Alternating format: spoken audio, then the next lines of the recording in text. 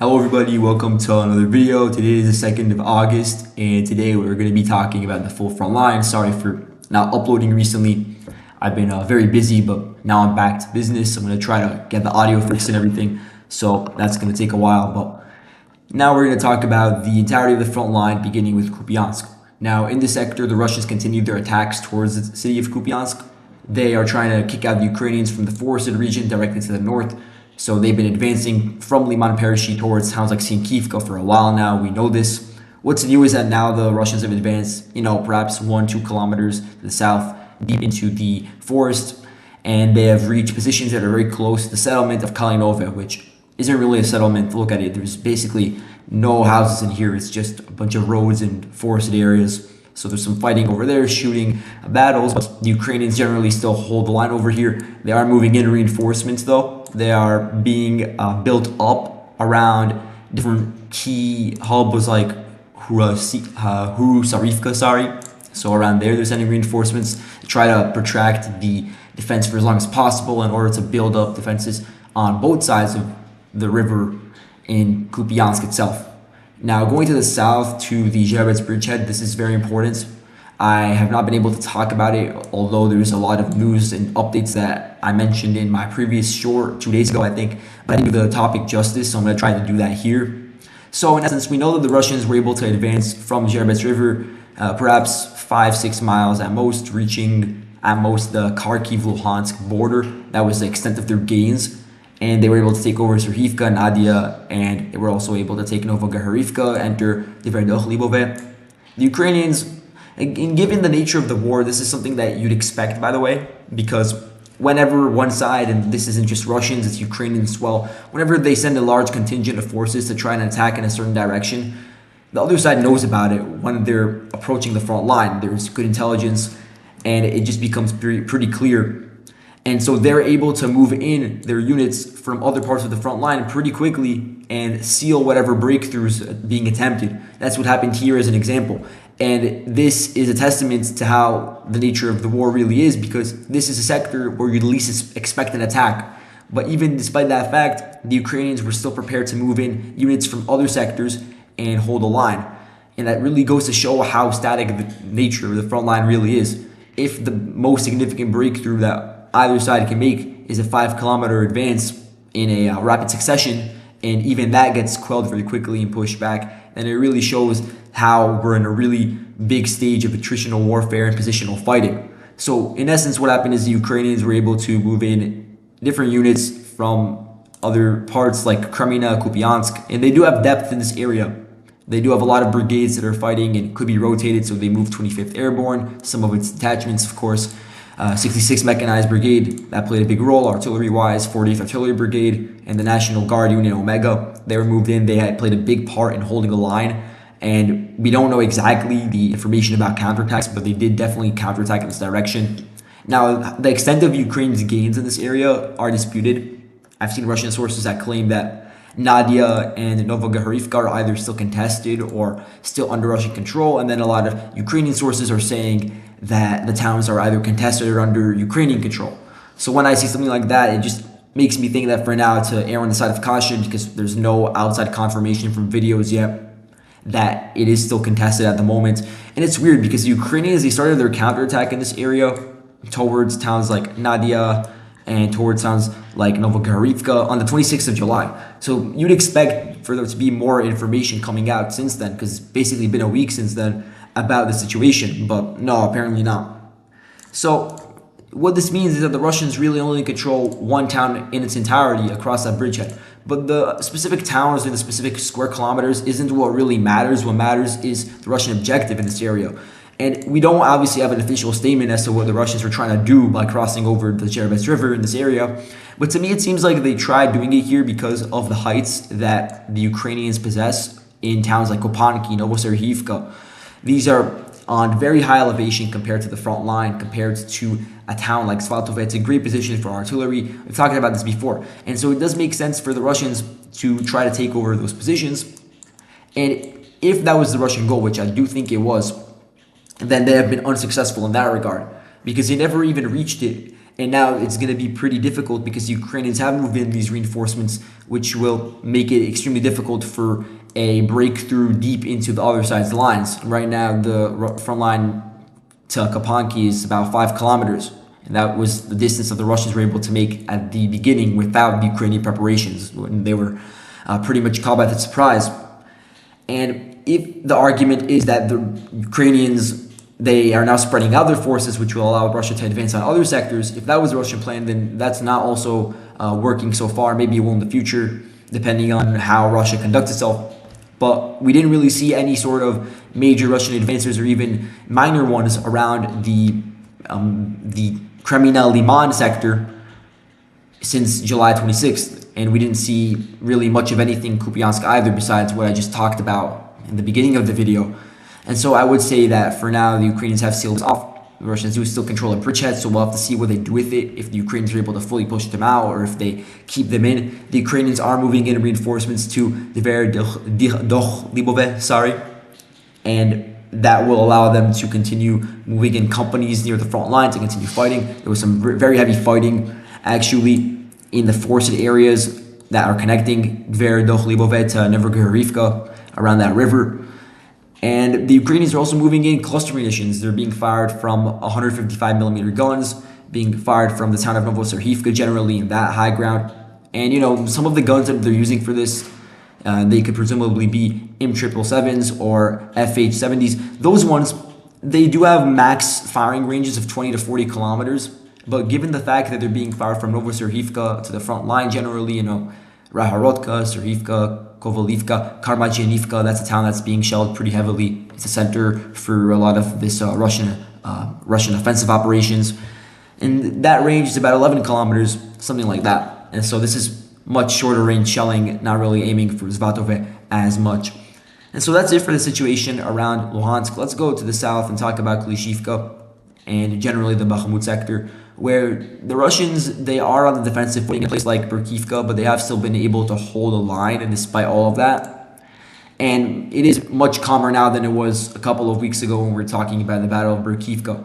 So it's turned into more of a positional fight over there. To the south, the Ukrainians in this entire region, and when I say entire region, that's a bit subjective from what I've seen from Russian reports, but if I had to guess, it would be from Klishchiivka to Bakhmut to the northern flank, which would include Bridgehead and Dubovo-Vasilivka. So basically this triangle from northern flank to Chasiv Yar to southern flank like this.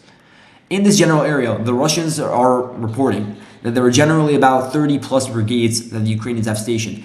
I didn't count myself, but I do have the map over here with the units that I can confirm are on the front line. And obviously it's not perfect, but you can see for yourself, and they're estimating about 40,000 Ukrainian troops. So that just gives you an idea of the depth that Ukraine has in this area and their ability to rotate forces. And so they've been attacking very heavily for a month now in this area. I'm not fully taking Klishchiivka yet, but as I talked about in a short I made 2 days ago, the situation is very, very difficult still.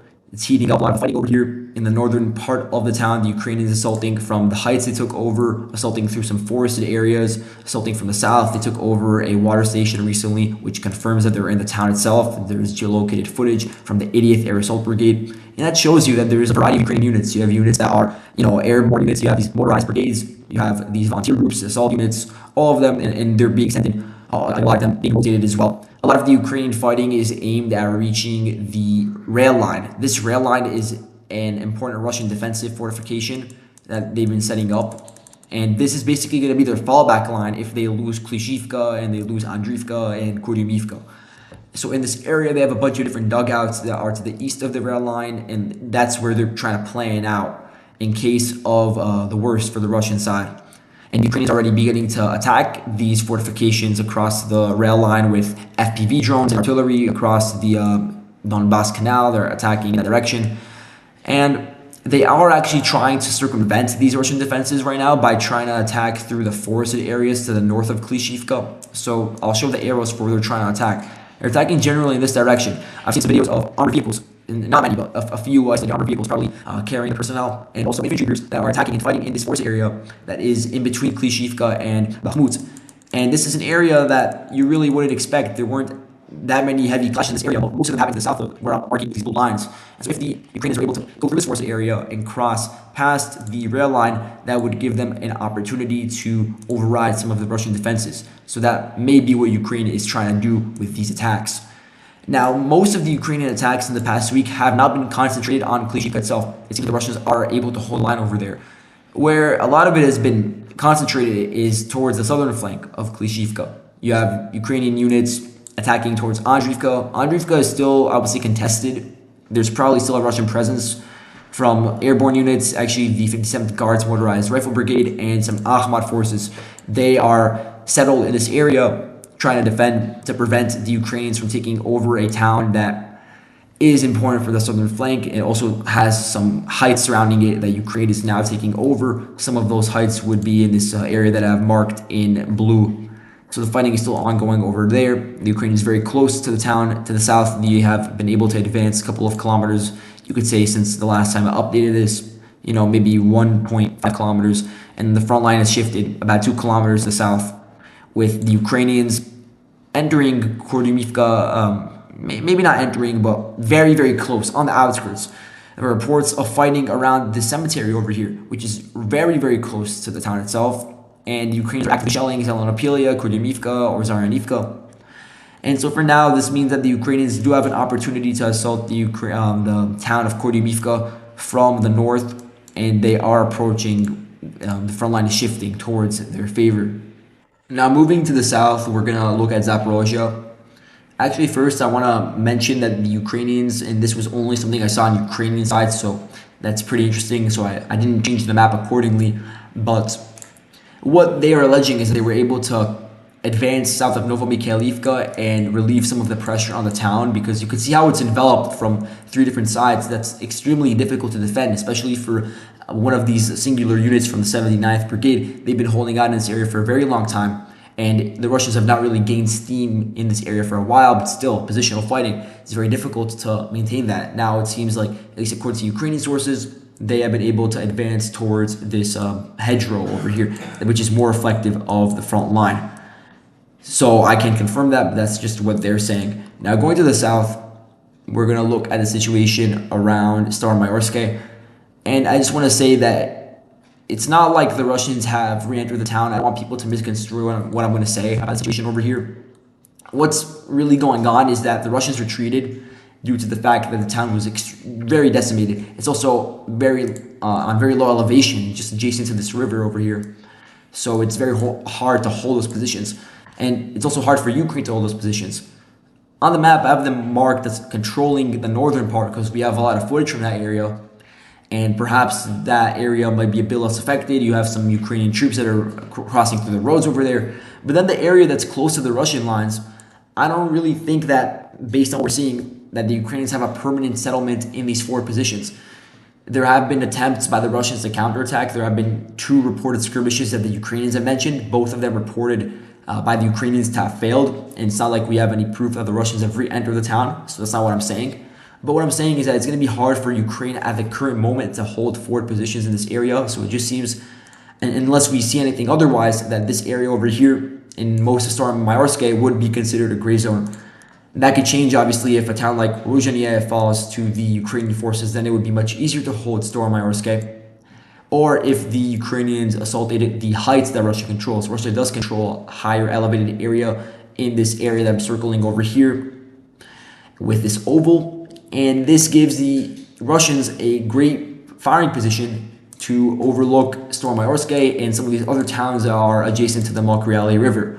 So the Ukrainians have been trying to dislodge the Russians from this area, and it's necessary they could do that by taking Kupyansk, which would make it difficult for the Russians to continue sending forward garrisons to the heights that are around this nature reserve, the Rusheva Balka Nature Reserve. This is the nature reserve. I'll mark it in blue over here. This is the nature reserve. So the Russians do have 4 positions on the hedgerows on the southern part of that nature reserve, and that's basically where they're firing upon the advancing Ukrainians towards a place like Kupyansk, for example, or through Staromaiorske. If the Ukrainians secure Kupyansk, then, as I said before, it's going to be easier for them to cut off the Russian forces on the heights, and then from there, perhaps, it's going to be easier to, gain a consolidation around Staromaiorske. So that's just an analysis of the situation over there. There's actually a CNN Philippines article talking about situation in Staromaiorske. Pretty sure this is drone footage from there. You can just see for yourself. It's extremely decimated. It seems like the CNN crew over here, they were in Skuchnia, which is a town that Ukraine took over about a month ago, even more. But they talked to this Ukrainian soldier who is part of the array forces. This is a territorial defense unit, part of the 129th Brigade, I believe. And he was just talking about how it's extremely difficult to hold a position in Staromaiorske, given the fact that it's such a low elevation, and all the towns, all the houses in the town are just totally destroyed. So it's very difficult to set up a position over there that allows you to have cover, concealment from Russian fire, and vice versa, which is why the Russians withdrew from that area. So that's just an interesting article. I'll link it in the description.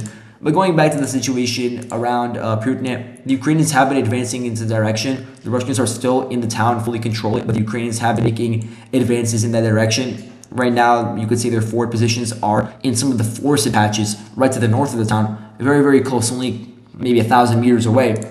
And so you could see the Ukrainian attempted assaults in that direction in the future. I haven't really seen much about that recently, so the Ukrainians probably haven't started those activities yet, but we have to keep an eye out for in the future. I actually wrote a tweet about an analysis of the situation around Staromaiorske, and I have another one about Prutne, so I'll link those in the description. But now let's go on to the situation in Robotyne before we end the video. And sorry for not going too in-depth with this. I don't have enough time for that right now, but starting now, moving forward, we're going to be more specific. This was just a general rundown of the situation over the past week. Now, looking at Robotyne, the situation is definitely calmer than it was when the Ukrainians launched what some labeled this quote-unquote main thrust. And that thrust, if you don't remember, we talked about it in a video before, it was towards the eastern flank of Robotyne in order to overrun defensive positions over there and avoid attacking head-on the Russian defenses set up in the northern outskirts of Robotyne, and also towards the town of Verbove over here, which is a town that is extremely fortified.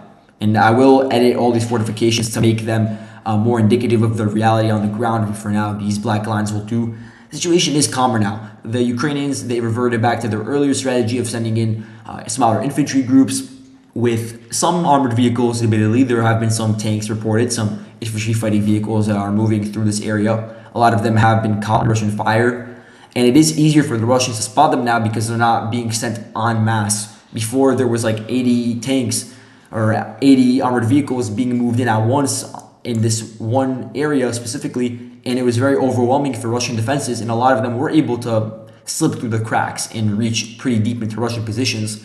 Even though it didn't make a lasting difference based on the front line at the moment, they were not identified at first. And now it's easier to do that because it's only a few vehicles. The Ukrainians do still have control over some of the fortifications to the south of the Robotyne-Verbove road. There's a forested area over here. They don't have full control of the forested areas, but they do have control of the northernmost one, which is the one marked over here.